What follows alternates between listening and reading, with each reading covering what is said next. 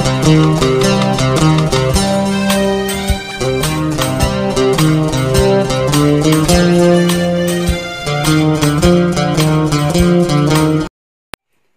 Students, आज हमारा topic रहेगा 6th क्लास चैप्टर फर्स्ट भोजन के स्रोत। तो कहाँ से आता है भोजन, आज हम इस पर डिस्कस करेंगे। तो हम जो सुबह से लेकर शाम तक लॉकडाउन है तो कुछ ना कुछ खाते रहते हैं।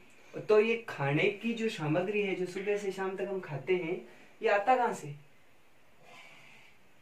ये भी तो एक पॉइंट है ना, आता कहाँ से? आता है तो हम भोजन करते हैं, तो ये भोजन हमारे शरीर में क्या कार्य करता है, और ये भोजन क्या सब एक जैसा खाना खाते हैं क्या?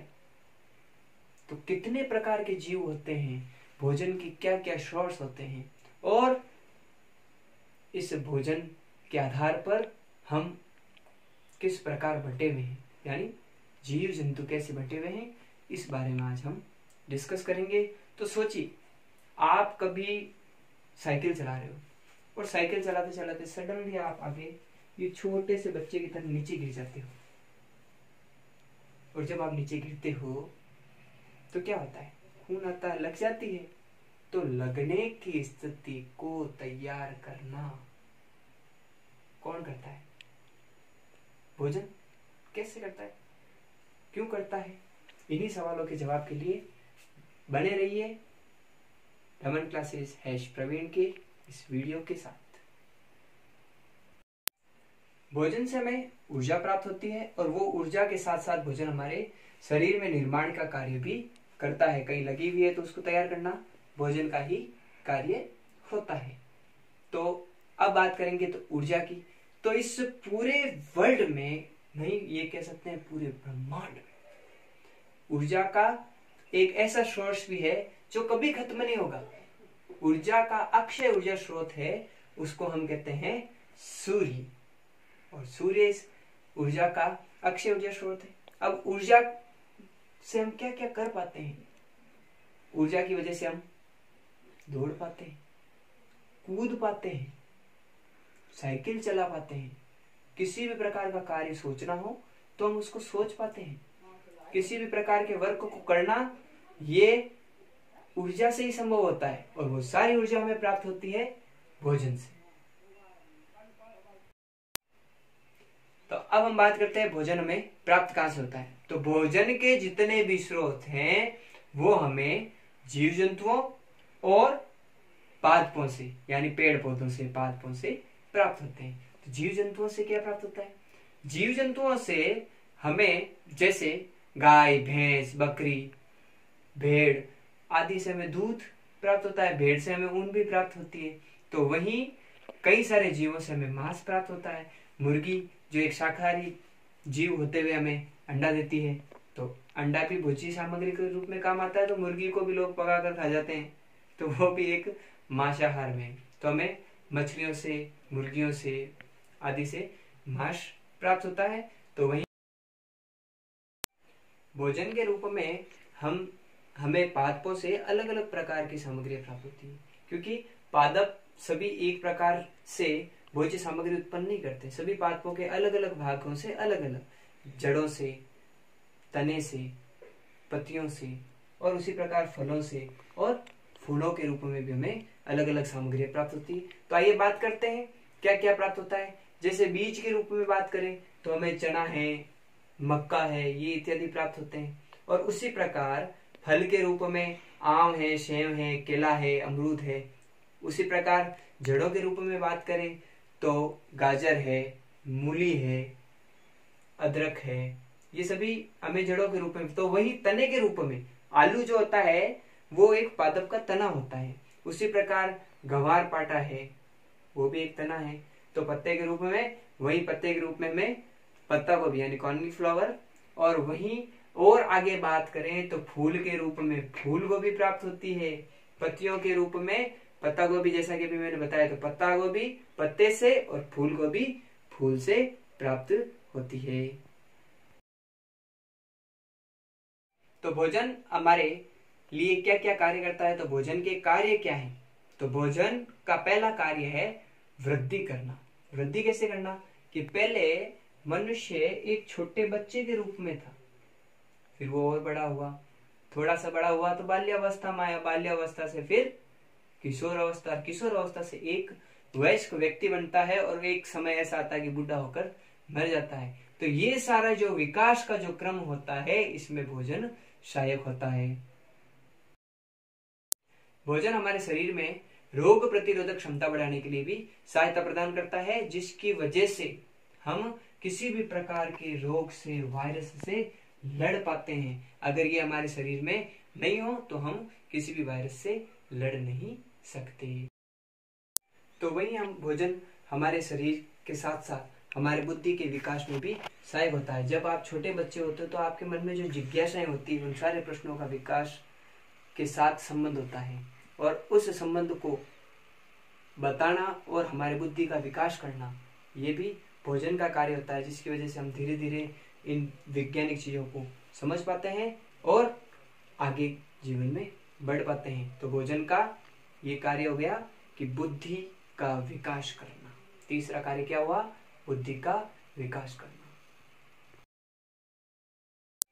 भोजन से हमारे शरीर के कार्य करने की क्षमता बढ़ती, यानी भोजन करेंगे तो हमें ऊर्जा मिलेगी, और जितनी अधिक ऊर्जा होगी हम उतने अलग अलग प्रकार के कार्य कर पाएंगे। अगर हमें भारी कार्य करना पड़ता है तो हमें ज्यादा ऊर्जा चाहिए, तो हम उस समय भोजन ज्यादा ग्रहण करेंगे। तो भोजन हमारे शरीर को अलग अलग प्रकार के कार्यों को संपन्न करने के लिए, कार्यों को संपादित करने के लिए क्या प्रदान करता है? ऊर्जा प्रदान करता है, जिसकी वजह से हम किसी भी प्रकार के कार्य को आसानी से कर सकते हैं। सभी जीव एक प्रकार का भोजन नहीं करते हैं, तो भोजन के आधार पर जीव जंतुओं को 3 भागों में बांटा गया है। पहला भाग हो गया शाकाहारी, दूसरा हो गया मांसाहारी, और तीसरा हो गया सर्वाहारी। इस कक्षा में हम इन 3 प्रकारों के बारे में ही पढ़ेंगे। वैसे तो और बहुत सारे प्रकार हैं, पर हम अभी 3 प्रकारों को ही पढ़ेंगे।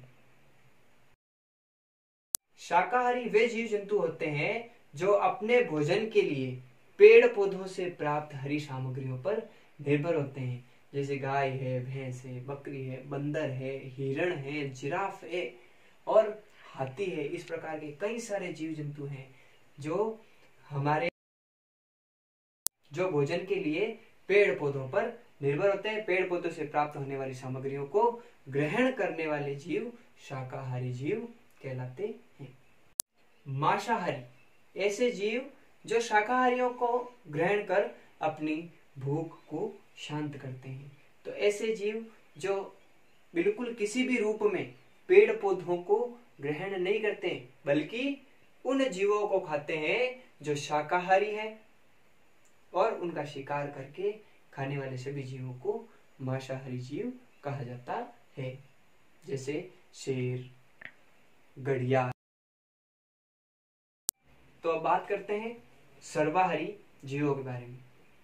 ऐसे जीव जो मांसाहार को भी ग्रहण करते हैं और पादपों से प्राप्त सामग्रियों को भी ग्रहण करते हैं, यानी ऐसे जीव जो मांस के रूप में अन्य जीव जंतुओं का उपयोग करते हैं और पेड़ पौधों से प्राप्त होने वाली भोज्य सामग्रियों का भी उपयोग भोजन के लिए करते हैं, वो सभी सर्वाहारी होती है। जैसे एक छोटा सा चूहा होता है, वो अनाज भी खाता है और अन्य जीवों के पड़े हुए मांस को भी खा जाता है। तो वहीं मनुष्य जो है वो भी मांसाहार और भोज्य सामग्री जो पेड़ पौधों से प्राप्त होती है उनको भी ग्रहण करता है, इसलिए मनुष्य भी एक सर्वाहारी जीव है। इसी प्रकार भालू को अगर देखा जाए तो भालू मधुमक्खियों का शहद खा जाता है, रोटी खाता है, दूध पीता है, परंतु जब शिकार की बारी आती है तो कई बार मछलियों और अन्य जीवों का शिकार करके भी खाने से चूकता नहीं है। तो भालू भी एक प्रकार का क्या हो गया? सर्वाहारी जीव हो गया। तो जो हम भोजन करते हैं क्या वो सभी एक ही जगह से प्राप्त होता है? क्या वो सभी एक ही प्रकार का भोजन होता है? तो अभी हम बात करते हैं भोजन के अवयव के बारे में, यानी भागों के बारे में। तो भोजन के पहले भाग के बारे में बात करते हैं, जिसे हम कार्बोहाइड्रेट कहते हैं। क्या है कार्बोहाइड्रेट? कार्बोहाइड्रेट में वो सारी सामग्री आती है जो डायरेक्टली और इनडायरेक्टली किससे? शर्करा यानी स्टार्च से जुड़ी हो। और शर्करा यानी हम ये कह सकते हैं मीठा पदार्थ, जैसे गन्ने का रस मीठा होता है, हम केला खाते हैं, कार्बोहाइड्रेट है उसमें। तो ये सारी जो सामग्रियां हैं ये हमारे शरीर में प्रवेश करने के बाद हमें तुरंत एनर्जी देने का कार्य करती है। इन सभी भोज्य सामग्री को हम कार्बोहाइड्रेट कहते हैं। वसा, सेकंड पार्ट क्या है? वसा, फैट जो होती है वो हमें दूध, दही, घी, मक्खन, जितनी भी हम ऑयली चीजें खाते हैं उनसे फैट प्राप्त होती है, यानी वसा प्राप्त होती है। वसा हमारी त्वचा को चिकनाई प्रदान करती है और मोटापा जो आजकल आ रहा है वो इन्हीं वसा युक्त खाद्य सामग्रियों को ग्रहण करने की वजह से, जैसे पिज्जा, बर्गर, इनमें फैट ज्यादा होती है क्योंकि इनमें बटर का उपयोग बहुत ज्यादा होता है, तो इसकी वजह से मोटापा आज बढ़ रहा है। तो हमें वसा युक्त सामग्रियों को भी ध्यान रखकर खाना चाहिए। तो हमारे भोजन का तीसरा अवयव है पल्स, दालें, जो प्रोटीन का सबसे बड़ा स्रोत होती है। प्रोटीन जो हमारा शरीर में मरम्मत का कार्य करता है, मरम्मत यानी रिपेयर करना। अगर हमारे शरीर का कोई भी अंग क्षतिग्रस्त हो चुका है या कोई भाग या कोई कोशिका क्षतिग्रस्त हो चुकी है, हमारे शरीर का जो डेवलपमेंट होता है वो इन्हीं की वजह से होता है। तो प्रोटीन हमें किन से प्राप्त होता है? दालों से। दालें अलग अलग प्रकार की होती है, चने की दाल, मूंग की दाल वगैरह वगैरह। तो हम कई प्रकार की दालें, मटर की दाल का भी उपयोग करते हैं, मसूर की दाल का उपयोग करते हैं। ये सभी दालें हमारे शरीर में प्रोटीन की पूर्ति करती है, जिससे हमारे शरीर का विकास और वृद्धि आसानी से हो सकती है।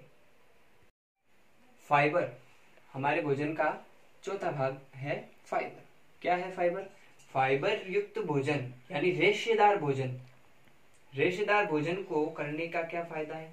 पहले हम ये पता करते हैं कि रेशेदार में क्या आता है। पालक, चंदलिया, जो हम मुख्य रूप से आयरन युक्त पदार्थ होता है और रेशेदार भी होता है। इन सारी रेशेदार सामग्रियों को ग्रहण करने से जो हमारी ईसोफेगस है, यानी जो इससे हमारा भोजन अंदर जाता है, ग्रास नली, उसमें किसी भी प्रकार की क्षति हो तो उसको रिपेयर करता है और हमारे पाचन क्रिया को मजबूत बनाने का कार्य कौन करता है? फाइबर युक्त भोजन। तो हमें फाइबर युक्त भोजन का उपयोग करना चाहिए, जिसमें कई सारे फल फ्रूट्स भी होते हैं, तो हमें इनका लगातार उपयोग करना चाहिए। जैसे सेब है, केला है, केले में भी फाइबर कुछ मात्रा में होता है, तो हमें उसका भी उपयोग करना चाहिए। अब हम बात करते हैं भोजन के एक ऐसे घटक के बारे में जो कम मात्रा में उपस्थित रहते हुए भी बहुत अधिक उपयोगी होता है। बिल्कुल सही सोच रहे हैं, हम बात कर रहे हैं विटामिन के बारे में। तो विटामिन जो हमारे शरीर में कम मात्रा में उपस्थित होते हुए भी हमारे शरीर के बहुत सारे कार्यों को संपन्न करता है। अगर इनकी कमी हो जाए तो हमें इनकी कमी से जुड़े हुए रोग हो सकते हैं, जैसे विटामिन ए की वजह से रतौंधी रोग, बी की वजह से बेरी रोग, सी की वजह से स्कर्वी रोग, जिससे हमारी मसूड़ें कमजोर हो जाती है और मसूड़ों से खून आना और साथ ही साथ मुंह से बदबू आना। वहीं विटामिन डी की कमी से रिकेट्स रोग हो सकता है। ध्यान रखिए, विटामिन डी जो होता है वो हमें सूर्य से प्राप्त होता है, यानी सूर्य की उपस्थिति में ये हमारे शरीर में स्वतः ही बनता है। तो रिकेट्स रोग किसकी कमी से हो सकता है? विटामिन डी की वजह से। तो वहीं विटामिन ई जो हमारी सौंदर्यता से जुड़ा हुआ है, अगर आपको कह सकते हैं सुंदर दिखना है, तो सुंदर दिखने के लिए आपके शरीर में विटामिन ई की कमी नहीं होनी चाहिए। विटामिन ई की कमी से प्रजनन क्षमता में भी कमी आती है। अब हम बात करते हैं भोजन के सबसे महत्वपूर्ण घटक के बारे में, जो सबसे अधिक मात्रा में उपस्थित होता है। जी हाँ, आप बिल्कुल सही सोच रहे हैं और आपका निशाना बिल्कुल सही जा रहा है कि हम बात कर रहे हैं जल के बारे में। जल हमारी सभी प्रकार की पाचन क्रियाओं और अन्य क्रियाओं को संचालित करने में सहायक होता है। इसलिए हमें गर्मी हो या सर्दी हो, हमारे शरीर में जल की आपूर्ति बराबर होनी चाहिए। एक व्यक्ति को दिन भर में कम से कम 7 गिलास पानी तो पीना ही चाहिए, क्योंकि जल है तो कल है, ऐसा जरूरी नहीं। जल के अंदर सभी प्रकार के मिनरल्स उपस्थित होते हैं, इसलिए हमें प्रतिदिन जल को पीना चाहिए। और अगर हमें लगे कि इस पानी में किसी प्रकार का बैक्टीरिया है तो हम उसे कुछ समय के लिए उबाल कर उसका उपयोग कर सकते हैं। तो आज हमने बात की क्लास 6 चैप्टर फर्स्ट भोजन के स्रोत के बारे में। तो अधिक जानकारी के लिए जुड़े रहिए हमारे चैनल के साथ, और अगर वीडियो अच्छी लगी तो लाइक कीजिए, और आगे की वीडियो के लिए नीचे आए हुए सब्सक्राइब बटन को जरूर दबाएं, और उसके पास जो बेल आइकन आएगा उसको भी दबा दें, ताकि हमारी वीडियो आते ही आपको जरूर पता चल जाए।